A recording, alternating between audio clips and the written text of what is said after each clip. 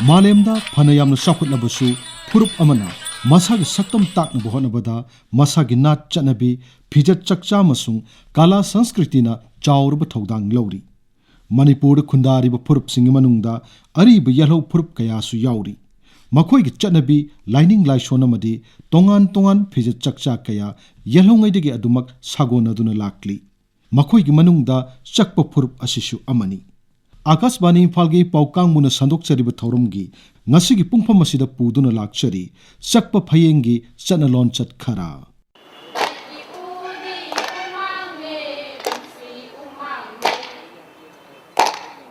Yelhongegi Warida, Loimom Pawi Bilairem Bina, Koino Mata Singaloinana, Poirei Shana Lepak Tadoktuna, Chatnabawata Nabudu, Maikai Ngakpa, Kaubru, Wangpurel, Tangjingamadi, Marjing, Lai Marina Kangladuna, Lairembina Satkrabadi, Laibak Wahubu Tare Kanaraduna, Ahing Nungtil Kaktana, Lai Marina Ngak Senki.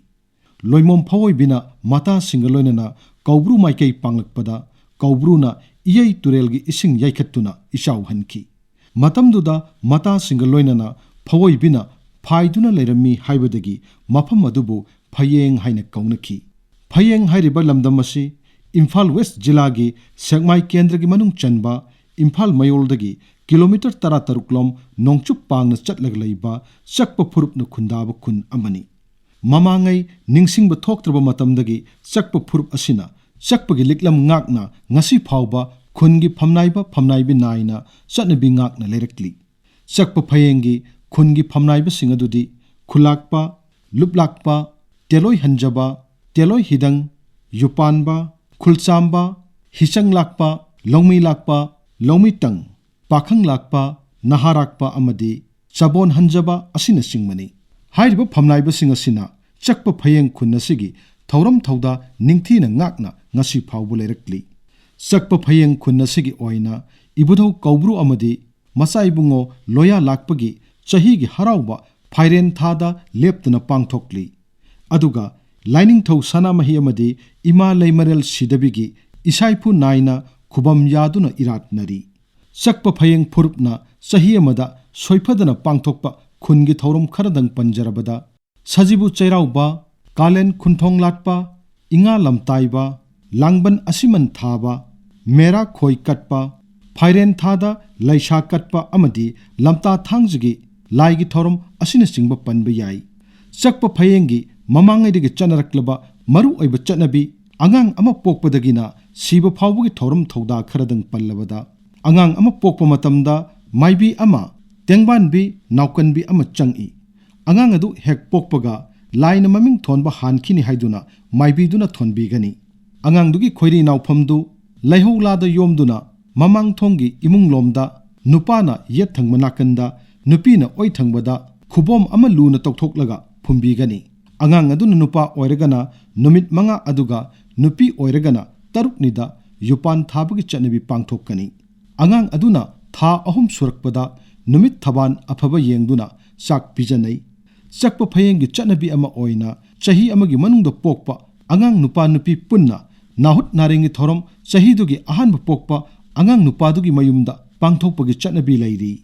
Masigi Matangda, Phayengi Khulakpa, Ningthokjam Toyaina, Akasbani Imphal Paukang Buda, Asumno Pongdorakli.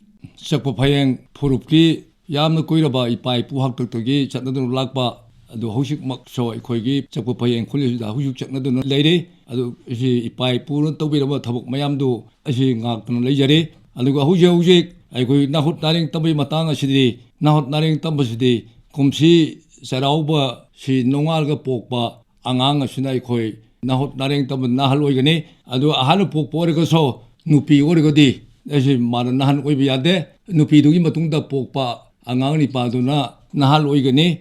Chakpa Phayengi Oina, Masa Masusing, Mapung Mari Parktuna, Yumban Bagi Matangdasu, Tongan Bachanabi, Mahurol the Gilerectly. Chakpa Phayengi, Pakang Amagi Nupi, Haina Singnaba Matangda, Nupa Dugi Mama, Mase, Mane, Mioi Mangana, Kwa Manga, Mana Manga, La Laron Ohum the Yomduna, Makoina Pamliba, Nupi Dugi Mayum the Satuna, Imung Dugi Laimarelgi Mamang the Kachaduna, Wamang Yangani. Adugi matung nongma nini leiraga nupagi mapa maton yauna mioi mangana kwa manga mana manga puduna nupi mayumgi leimarelgi mamangda kachuduna mamau haijagani. Mangai masen yanaraba matungda amuk ikan kanadana nupagi mapa machin manauna yen thongba amasung yu puduna nupi mayumgi leimarel mamangda yen yom thoktuna mangai masen chaminagani.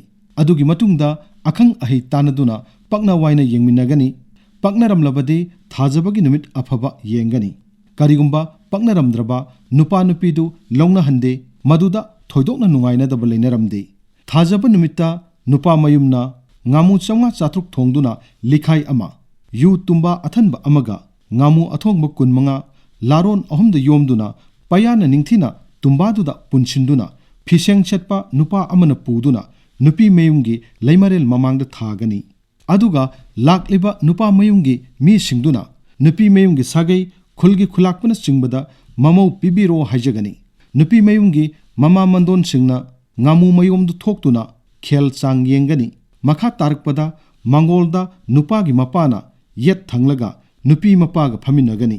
Tilliba miyamduda nupi mapana khuu laitana khurumduna asumna haijarakani.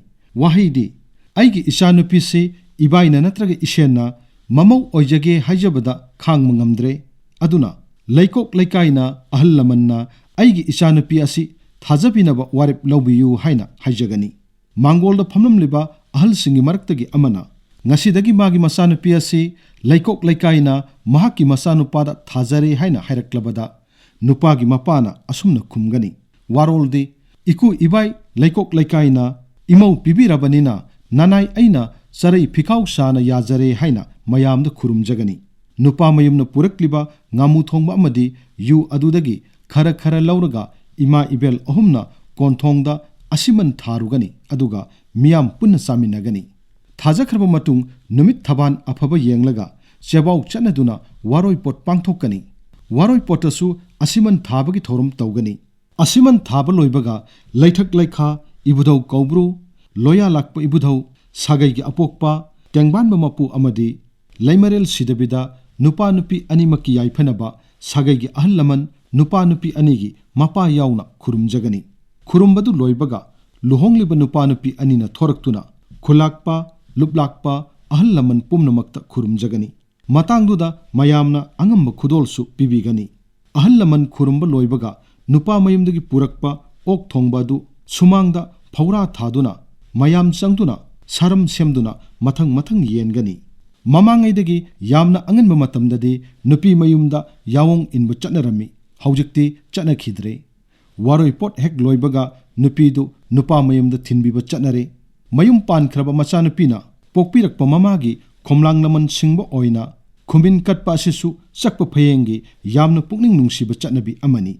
Mayum pankhrabi ningolduna angamba matamda thoromasi pangthokpa chatnai. Khumin katkadaba noma watlingaigi numidang wairamda nupi mayumgi laikaigi ahallaman imung manungi mamangda nupa nupi anina mangolda khuu laitana phamduna ngasidagi palem imagi khomlanglaman singba sakjarage haina khurumjagani.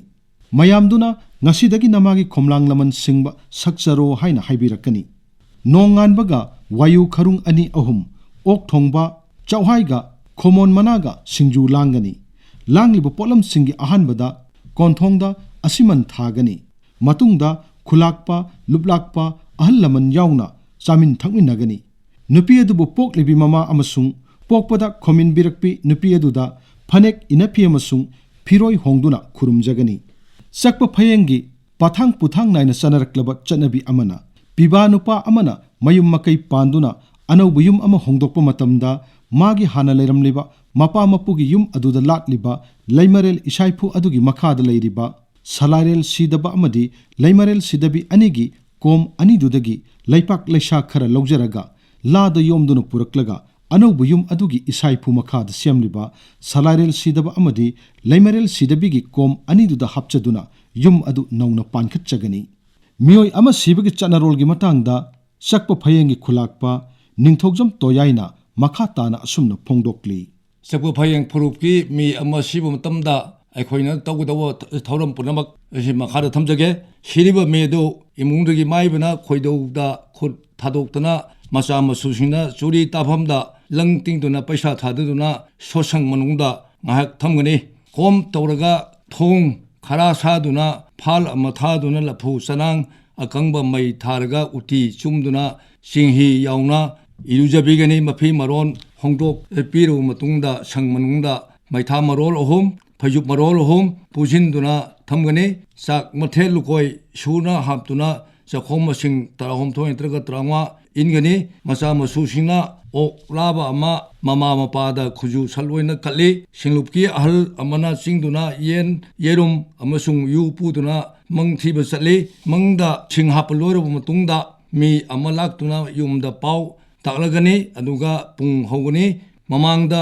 inkhiba chakhom masing sun ingani sak inba loiraga khoido ningon mawana ta khau chongani jagoi sagani mi asiba poloibada mairana mangda ten paiba sungda tawdri pena langdei pung yaiba satkani masanipa ahanna thangjau asim masanipa amana maigoi chaphu amasung mamongna yampak saisu puduna sale nipa sibo oirigana mi mangana nupi oirigana mi tarukna poloigani masa tumlaba matamda maitan saru khotoklaga ising tharaga nipa oirigana u mana manga sikap wagi sikap manga nupi oirigana u mana taruk sikap taruk thaduna maitanga saruga khongani lang ahingmana maitan saru nipagina manga nupigina mabun taruk pungani luphudu aikhoi lang ahingmana luphudu phajana singli chavni pan tuguni mabanda adu luphu chaphu manungduda phayup marol hom maitha marol hom semlaga suhi senga loinana hapkani makhum khumjili phi khalaga masa masu singna cha in yuin tawi sagai gi manglen sanphamda chakhom nakhomba nupi amana manglomda poraga mayek naiba phanek selaga pugani ningon mawana luphudu leinunggi kom manungda sayom yu yauna phummi aigoi pisatna kanglomda hujikmak kaitana aigoi hujik kholakpa moina esi ngakna bu honajari Chakpa Phayeng phurupki langban thada asiman thaba sisu yamna maru oiba chahi gi thorum amani langban thagi thanel gi matung nongan badagi asiman thaba hogani thorum asi nongalamdai natraga yasangbada pangthoknai nongalamdaida asiman thabagi mawongde asumna tawnai numidangda khambi maitreng araba mahum paiduna imana pabada haibiyo pabana ibokta haibiyo ibokna ipuda haibiyo ipuna iben pokta haibiyo iben pokna ibubokta haibiyo nasa nasu laibung thau oikiba lainura oikibi pumnamakpu chitha nanthadana nanaina langban tara chak kaujariye haiduna mahum asina pauje lakchari haina tung onduna langkhigani atopa amana yasangbada asiman thabagi mawongdi khudakta mahum langduna khangen pham natraga sumangda laibiyu haigani makha tarakpada mangolda phijang khanduna phambal thaduna leihul tamduna kauksinjaraga imungda langjariba chaklen adu chakluk ahum semduna kachagani aphanungai chada naudani jagani pijaba loibaga kachariba lairang lehun pumnamak konthong wangmada puthoktuna atia maru sidaba thawan misak sidabada thinkatkani aduga konthongda mangthong thingani asumna Chakpa Phayeng phurupna ngallingai matamdagi ipa ipuna thambiramba mamal yamlaba chanabi kaya ngasi phauba mulhandana yoktuna thamlakli malemgi oina awonba ahongba kaya laklabasu pumnamak aduda mitaruba tawdana ishagi inat lining chanabibu mangphade haibagi asetpa phirap ngakna leiriba Chakpa Phayeng phurupni matang asida Akasbani Imphal gi pau kangmuna puthokpa akhanaba thoram Chakpa Phayeng gi chanalon chat khara loijare thoram asigi aiba Thokchom Jogendrajit news editor thoram puthokpa gin Gangte AD news lanthok sakhiba Ngangom Kiran